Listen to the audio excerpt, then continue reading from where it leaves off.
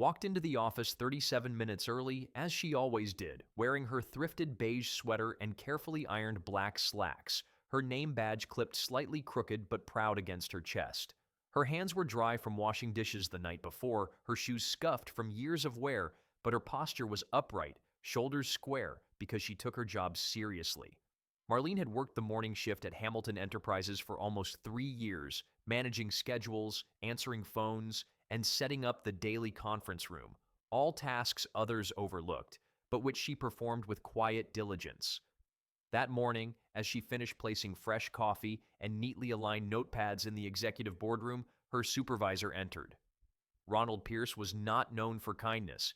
He was the kind of man who thought title granted superiority, who wore his expensive watch like a badge of status and used condescension like punctuation. He eyed the slightly crooked chairs and the missing water pitcher like a general inspecting troops before battle. "You forgot the pitcher again," he said, though he had not asked for one. Without looking at her, he added, "Fix it." Then, under his breath but loud enough, he muttered, "You people never do anything right." Marlene moved to retrieve the pitcher, but as she returned, the lid came loose and water spilled across the table. It was an accident, nothing dramatic, but Ronald's face darkened with theatrical disgust. He marched forward, pulled a cloth from the cabinet, and tossed it toward her feet. "Clean it, on your knees, since that is where you belong." The words fell like concrete. A hush passed through the staff milling nearby. Marlene looked up, stunned, her knees rooted to the floor as she absorbed the blow. Not from the fall, but from the humiliation. Someone stifled a gasp. Someone else turned away. Ronald stood over her, arms folded, pleased by the power imbalance, as if her discomfort was a performance he enjoyed. She cleaned in silence, her face burning, her hands trembling not from the cold floor but from the weight of what it meant to be made small in front of others. When she stood, Ronald gave a smirk that suggested her worth had been measured and found lacking. Marlene did not respond. She did not argue. But something behind her eyes had shifted, not just pain, but resolve. That evening, after finishing her shift and wiping tears no one else would ever see, Marlene returned to the modest apartment she shared with her aunt.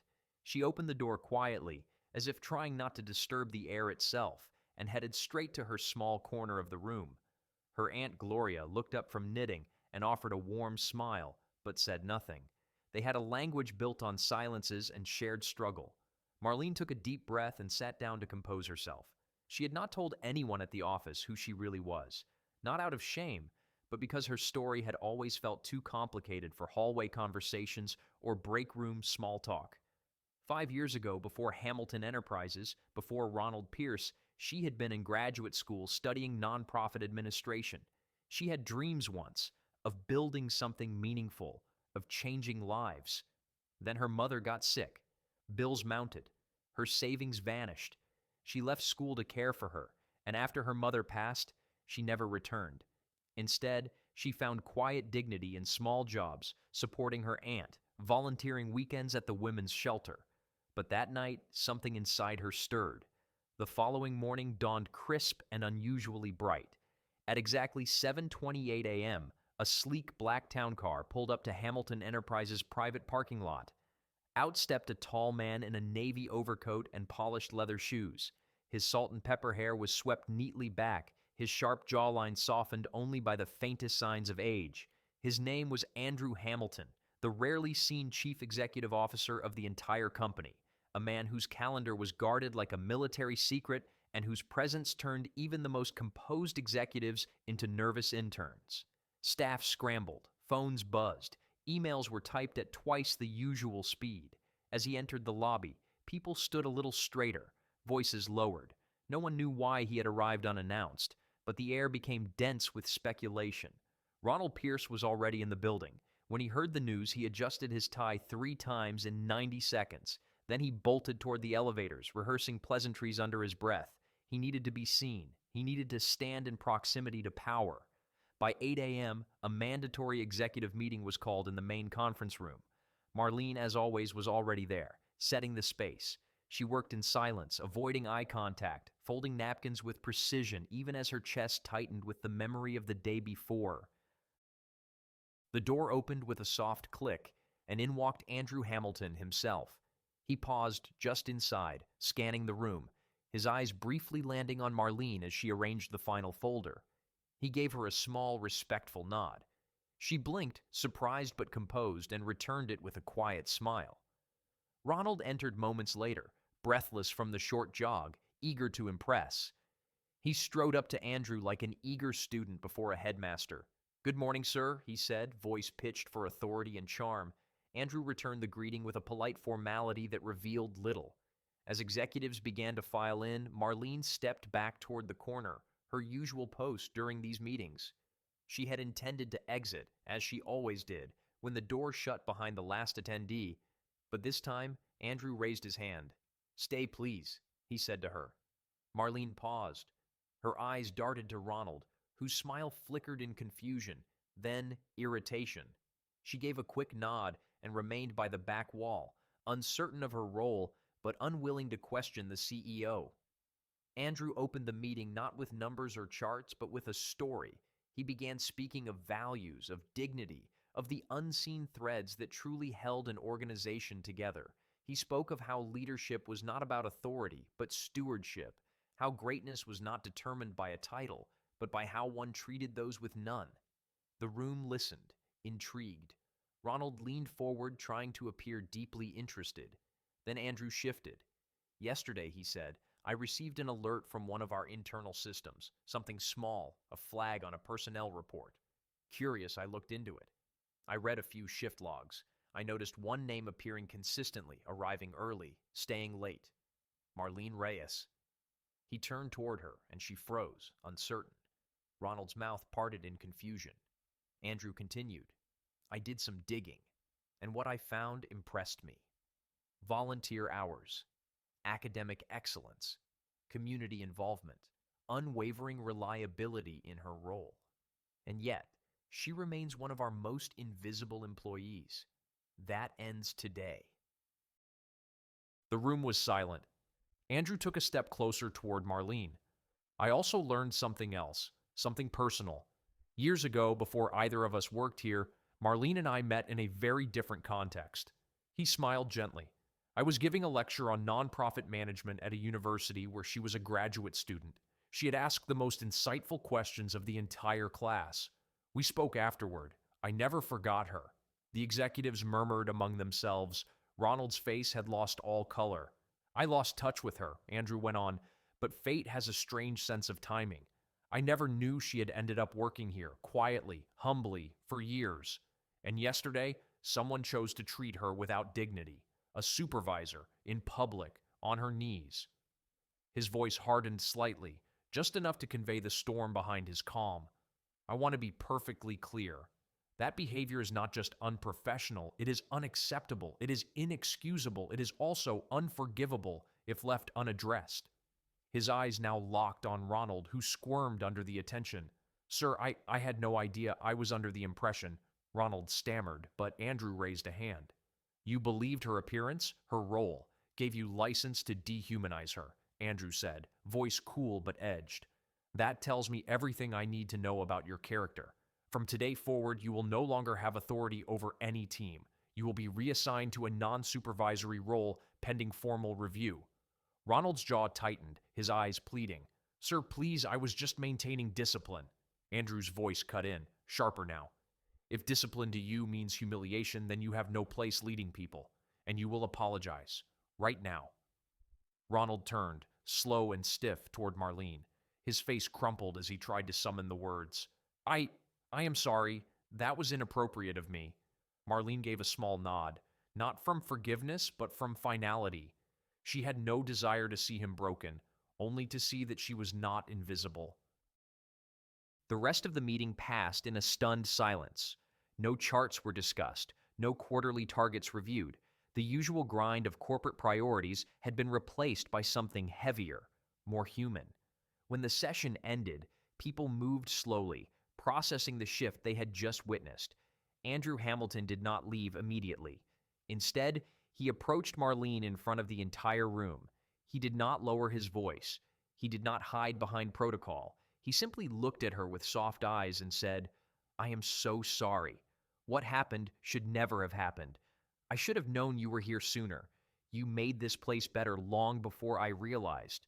And then, with a quiet but clear voice that reached every ear in the room, he added, "Thank you for standing tall even when someone tried to put you on your knees." He stepped back, offering her space, but the gravity of his words remained suspended in the room like incense. Ronald stood frozen by the far wall, no longer the towering figure of command, but a man reduced by his own choices. Others in the room exchanged glances. Some nodded at Marlene with newfound respect. A few offered apologetic smiles, silent acknowledgments of all the times they had walked past her without noticing. Marlene stood still for a moment longer, her hands folded in front of her. Then she gave a small, gracious nod and exited the conference room. Outside, the buzz was already spreading. Rumors turned into retellings, and within an hour, everyone in the building knew that the quiet woman from admin had been publicly recognized by the CEO himself. But it did not end there. Later that day, an internal company-wide email went out. It was not composed by public relations. It came directly from Andrew Hamilton. In it, he shared Marlene's story, not as a spectacle, but as a lesson. He called out the systemic blind spots that allowed dignity to be stripped from people simply doing their jobs. He challenged every department head to reflect on their teams, to look past titles and dress codes and consider effort, commitment, and heart. And then, in the final paragraph, he wrote something that would echo in every office hallway for months to come. Yesterday, someone forced Marlene Reyes to kneel. Today, I call her my wife. For a brief moment, time stopped. Phones froze in mid-scroll. Coffee cups hung suspended in midair. Employees gasped. Meetings halted. Marlene, sitting alone in a quiet corner of the fifth-floor break room, read it with wide eyes and trembling hands. The words blurred as tears filled her vision. It had been their secret, their quiet, sacred bond, protected from gossip and distortion. They had agreed long ago to keep their personal relationships separate from work, to let her earn every inch of respect in her own name without the shadow of influence. Andrew had honored that choice. He had protected her space, her independence, her peace. But now, after what happened, he had made a different choice. He had chosen not just to defend her, but to claim her in a way that removed every doubt, every whisper. And it was not performative. It was principled. Outside her door, voices gathered. People she had worked beside for years, people who had barely noticed her, were suddenly lined up to speak to her, to say sorry, to say thank you, to say they saw her now. But Marlene did not need applause. She did not want pity. She stood up, composed herself, and stepped into the hallway with the same quiet grace she had always carried. One by one, they greeted her, not as the admin assistant, but as someone who had quietly taught them what dignity looked like. That afternoon, Andrew came to find her. Not in a corner office, not at a podium, but in the small garden beside the building where she liked to eat lunch alone. She was sitting beneath a maple tree, the sunlight dappling her face. Her shoes kicked off slightly as she pressed her toes against the cool grass. He approached slowly, as if entering sacred ground. "I hope I did not cross a line," he said gently. She looked up at him with soft, grateful eyes. "No," she said. "You crossed the line that needed crossing." He smiled and sat beside her, and for the first time in days, Marlene exhaled. The days that followed did not return to normal, because something better than normal had begun. The culture at Hamilton Enterprises began to shift, not in large, flashy ways, but in small, quiet ones that mattered. Supervisors took more time to listen. Staff meetings included everyone, not just executives. Break room conversations became warmer, more inclusive.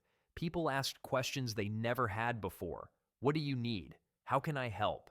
What have I never taken the time to notice? Marlene, for her part, remained exactly who she had always been. She still arrived early, still stacked the chairs after meetings, still wrote thank you notes by hand to the janitorial staff every Friday. But now, when she walked down the halls, eyes met hers. Smiles were genuine, and people did not just acknowledge her presence. They sought it. They asked her opinion. They included her on panels. She was invited to a leadership roundtable and asked to share her story at the company's next annual summit. When she hesitated, unsure if she had anything important enough to say, Andrew gently reminded her, You do not need to speak with authority to speak with truth. You have always had both. Ronald, now working in an administrative backup role, found himself sorting supplies in a windowless room next to the storage basement. He did not complain, not aloud anyway, but in private, he wrestled with the guilt of his past behavior. At first, the assignment felt like punishment, but slowly he began to understand it as something else. He watched Marlene from a distance, quietly observing how she handled grace under pressure, how she never once used her newfound status to make others feel small. He started staying late, helping the cleaning crew, not because he was asked, but because something inside him had shifted. He had tasted power and misused it. Now he wanted to understand something deeper. Marlene never gloated. She never threw his words back at him, and that, more than anything, undid the worst parts of him. One evening, as she passed him near the elevator, he paused. "Miss Reyes," he said awkwardly, "I thank you for not treating me the way I treated you." She looked at him with a kind of sadness, but also compassion. "Everyone deserves the chance to be better," she said. "What you do with that chance is up to you." Outside of the office, the story had begun to spread. Not because Andrew or Marlene had made it public, but because someone in the building had shared the company-wide email with a cousin who worked in media. The headlines came quickly. CEO defends wife after humiliation by supervisor. Woman forced to kneel finds dignity restored. The story struck a nerve. News outlets picked it up. Opinion pieces were written. Social media lit up with both outrage and awe. Some people criticized Andrew for crossing the personal-professional line. Others hailed him as a model of moral leadership. But through it all, Marlene remained quiet. She refused interview requests. She turned down magazine features. She stayed out of the spotlight, focusing instead on her work, her family, and the quiet changes she could help make within the company. And that, in turn, only made her story more powerful. She had become a symbol, but she had never asked to be one, and maybe that is why it mattered. The annual summit approached, and Marlene, despite her nerves, agreed to speak. The room was filled with hundreds of employees, many of whom had never seen her before the incident. She stepped onto the stage not in designer clothes, but in her usual simple sweater and black slacks. The same outfit, almost, that she had worn the day she was told to kneel. She looked out across the room, took a deep breath, and began. "I do not want to talk about what happened to me," she said. "I want to talk about what it means to be seen. For most of my life, I have believed that if I just worked hard enough, kept my head down, and did the right thing, I would be valued. But sometimes we mistake being invisible for being safe. And sometimes people will try to strip your dignity not because of who you are, but because of what you remind them they are not." She paused. "But here is what I have learned. No one can truly take your dignity. They can embarrass you. They can ignore you. They can put you on your knees. But your worth is something deeper than your posture. Your worth is how you stand up again." The audience was still, their attention held not by volume or theatrics, but by the quiet gravity of a woman who had lived what she was saying. Marlene continued, her voice steady but warm. "Dignity is not about your salary. It is not about your title. It is about how you carry yourself and how you treat others, especially when no one is watching. I have been ignored. I have been overlooked. But I have also been lifted, not by grand gestures, but by everyday kindness. A smile in the hallway, a door held open, a genuine thank you." She glanced toward the front row, where Andrew sat, watching her with admiration and quiet pride. He had not prepared her speech. He had not written a single word, but every word she said echoed a truth they both believed in. "I am not asking for special treatment," Marlene said. "I never was. What I want is for people like me, who work quietly, who clean up after meetings, who refill the coffee without being asked, to know that they are not invisible, that their work matters, that they matter." The room erupted into applause, not polite, not rehearsed, but real and sustained. Some stood, others wiped away tears. Even executives who had known her only in passing now looked at her with new eyes. She nodded once, humbly, then stepped down from the stage. After the event, a line of employees formed to greet her. Some introduced themselves, some apologized for never saying more than hello, some simply said thank you. Ronald was among them, standing awkwardly with his hands clasped, waiting his turn like everyone else. When he reached her, he said nothing at first. Then quietly, he said, "I have been volunteering at the community kitchen you used to work with. They needed help with inventory." She tilted her head slightly, surprised but not unkind. "That is good," she said. "It is a start." He nodded, accepting the truth of it. Not absolution, but a path forward. Andrew joined her shortly after, wrapping an arm around her shoulder as they left the venue together.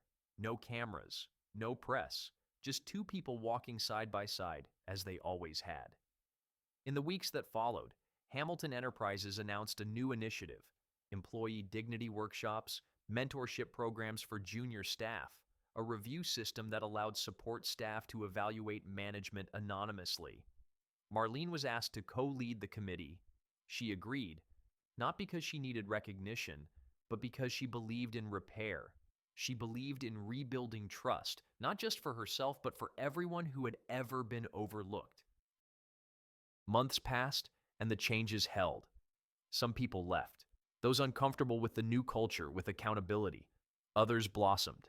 The company grew stronger, not just in numbers, but in integrity. Marlene's days remained simple.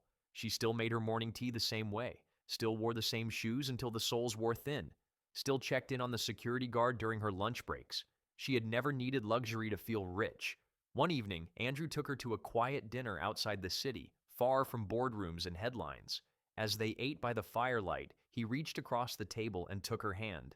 "You know," he said, "you never told me what you thought when I called you my wife in that email." Marlene laughed softly, her eyes crinkling.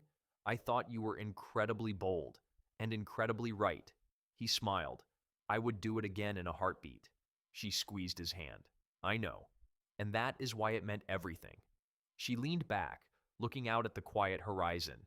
"There is a lot of noise in the world," she said, "but sometimes the most powerful thing you can do is speak softly and still be heard."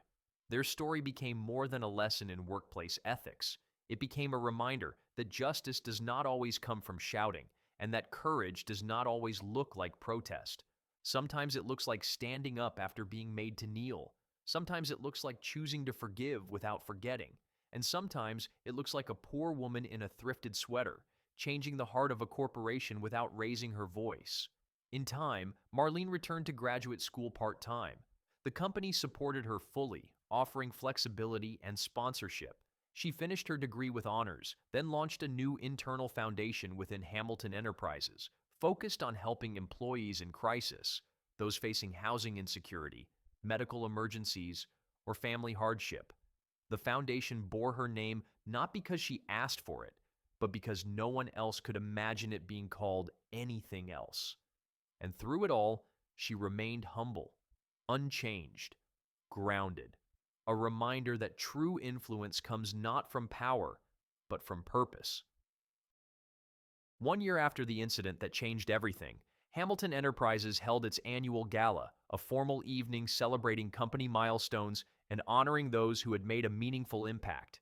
The ballroom was filled with laughter, music, and the soft clink of glasses raised in quiet tribute. Chandeliers glimmered above, while linen-covered tables circled the dance floor. Everyone who was anyone in the corporate world seemed to be there. Executives from partner firms, media figures, city officials, even former employees now doing meaningful work in new places. But at the center of it all, in a simple navy dress and modest heels, stood Marlene. She moved through the crowd with quiet assurance, stopping to chat, to listen, to embrace people who once passed her in hallways without a second glance. The energy around her was different now. It was not worship. It was respect, genuine, hard-earned, and permanent. Ronald attended the gala too, not in a tuxedo, but in a navy blue volunteer vest, working coat check, and greeting arriving guests with a practiced warmth. He had requested the role himself, insisting he wanted to contribute, not be honored. Several guests who had heard his story watched him with curiosity, expecting resentment or shame. But what they saw instead was humility. A man transformed not by punishment, but by perspective. He moved with purpose, not to erase the past, but to write a better future.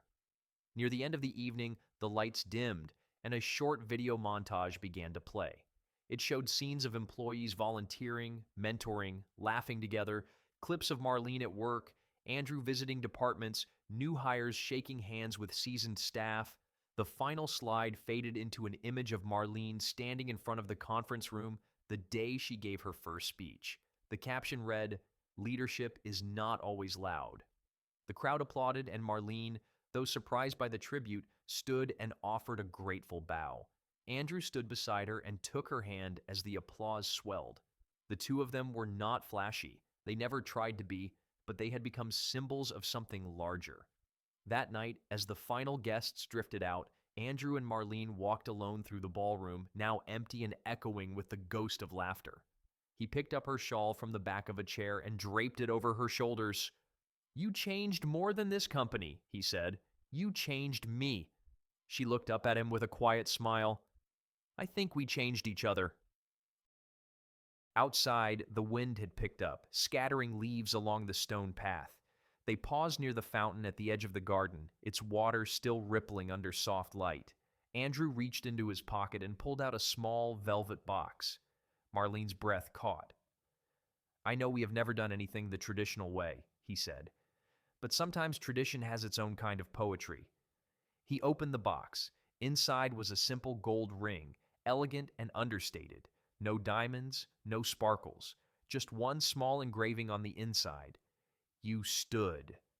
Marlene's eyes filled with tears, and she reached out to touch the ring with trembling fingers.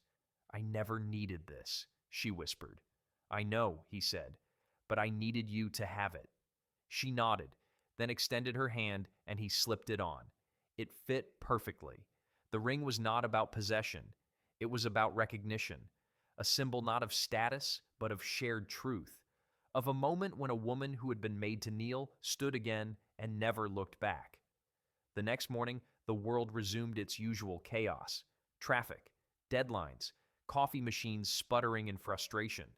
But inside Hamilton Enterprises, something had shifted long ago and stayed changed. New hires were told the story during onboarding, not as myth, but as policy. Supervisors were evaluated not just on efficiency, but empathy. The break room now had a small framed photo of Marlene with a quote below it. "No one is invisible." Marlene continued her work with the Employee Foundation, quietly expanding its reach to neighboring companies and nonprofits. She built partnerships, launched programs, raised awareness for causes too often left in the margins. She never sought attention, but it followed her anyway, because people do not forget stories like hers, because they remind us of something vital. That power, when wielded without compassion, is nothing more than cruelty. And that sometimes the greatest kind of wealth is being able to look someone in the eye and say, "I see you. I value you. I will not let you be erased." Years later, long after the headlines faded and the buzz moved on, Marlene's name continued to appear in unexpected places. A scholarship, a mentorship award, a nonprofit leadership program. Her impact echoed through spaces she never stepped into personally, but had helped shape by standing tall in the right moment. And every now and then, when someone new joined Hamilton Enterprises and asked about the woman in the photo, someone would smile and tell the story. About the time a poor woman was forced to kneel by a man who thought her worth could be measured by her clothes. About how the next day, the CEO called her his wife in front of the entire company. About how the real lesson was never just about marriage or humiliation, but about dignity, about strength, about what it means to belong. There was a little girl named Anaya who once visited the headquarters with her mother, an employee in the IT department. She was quiet, no older than 9, and clung to her mother's hand as they waited in the lobby for a visitor's badge. As the receptionist made polite conversation, Anaya's eyes wandered until they landed on the framed photo on the wall, the one of Marlene standing behind the podium, smiling in her modest sweater and slacks. Beneath the photo, the quote glowed in gold lettering, "No one is invisible." Something about it pulled at her, and she asked her mother softly, "Who is that lady?" Her mother bent down, brushing a curl from Anaya's forehead. "That," she said, "is someone who reminded the world that kindness is stronger than pride. that being small does not mean you are weak, and that standing up, even after being pushed down, can change everything. The little girl nodded, staring at the photo longer than expected. She did not understand the full story, not yet, but she understood that the woman in the picture mattered, and that she mattered too. Sometimes legacy is not about empire, it is about impact, not about wealth, but the weight of your integrity. Marlene never asked to be remembered. She only asked to be respected. But in the years that followed, her name became shorthand for doing the right thing when it would be easier not to. Her story was taught in seminars, shared in lectures, referenced in employee handbooks and university ethics courses alike, and she kept living simply. She still did her own grocery shopping, still brought leftovers in Tupperware to the office, still asked janitorial staff about their families and remembered their answers. Andrew never tried to change her. That was what he loved most. She was rooted, unshakable. A woman who had every reason to chase vengeance and chose dignity instead. One afternoon, after a board meeting ran long and the conference room had emptied, Marlene stayed behind to reset the chairs, just as she had done years before. Daniel, now a senior manager, and once the only person who treated her with basic decency on that fateful day, entered the room holding 2 cups of tea. "You really do not have to do that anymore," he said, handing her one. She smiled as she accepted it. "I know, but sometimes doing the small things reminds me of the big ones." They sat quietly for a moment, sipping tea and looking out the window as the sun painted the city in amber light. Daniel finally broke the silence. "That day, when Mr. Pierce humiliated you, I wanted to do more. I should have." Marlene turned to him, her eyes kind. "You did enough. You saw me, and that gave me the strength to stay standing. We cannot always stop the harm in real time, but we can choose to do better after. That is what matters." On the anniversary of her first speech, the company hosted a small commemorative event, not grand or flashy, but personal. Employees brought handwritten notes. Some shared memories of how Marlene had quietly changed their lives. One recounted how she covered a shift when his wife went into early labor. Another recalled how she noticed him skipping lunch and left sandwiches by his desk for a week. These were not grand gestures. They were human ones, the kind that build trust not with declarations but with presence. Ronald, still working quietly behind the scenes, delivered flowers to her desk that morning with a note that simply said, "Thank you for changing the way I lead." He had not been promoted again, but he had found purpose in helping others grow. He had become a mentor to junior staff, always emphasizing that leadership begins with humility. When asked why he stayed at the company after his fall from grace, he always answered the same way: "Because I am still learning, because I am still becoming." Outside of work, Marlene and Andrew kept their lives grounded. They walked to the farmers market every Saturday. They volunteered at the community literacy center. They adopted a stray dog they named Hope, who barked at the mailman and slept on Marlene's feet every evening. They traveled only rarely and never first class, not because they could not afford it, but because they did not need to be seen. They had seen each other, fully, long before anyone else had. Years later, when Marlene was invited to speak at a national leadership summit, she stood on stage before thousands, but her message remained unchanged. "Do not lead from the top of the mountain," she said. "Lead from beside the people who are climbing." The audience stood and applauded, and somewhere in the back of the hall, a young woman with tears in her eyes whispered to her neighbor, "That is the kind of person I want to be." And that is the truth of it. In a world that often rewards ego over empathy, Marlene became a compass, a reminder that you can be powerful without being loud, seen without demanding attention, and unforgettable without chasing legacy. Her name did not need lights. Her story did not need embellishment. It lived in the changed hearts of those who had once overlooked her. It lived in the quiet courage of employees who now stood up for themselves and for others. It lived in every corner of Hamilton Enterprises where someone whispered, "If she could, so can I." That is what real change looks like, not a revolution, but a restoration, one act of dignity at a time. And if you ever walk through that lobby, past the security desk, past the framed mission statement, you will find her photo still hanging. Not because she demanded it, but because the building itself seemed to insist upon it. Next to it, in small script, A final plaque was added not long ago. It reads, "When the world asked her to kneel, she rose instead," and we all stood with her.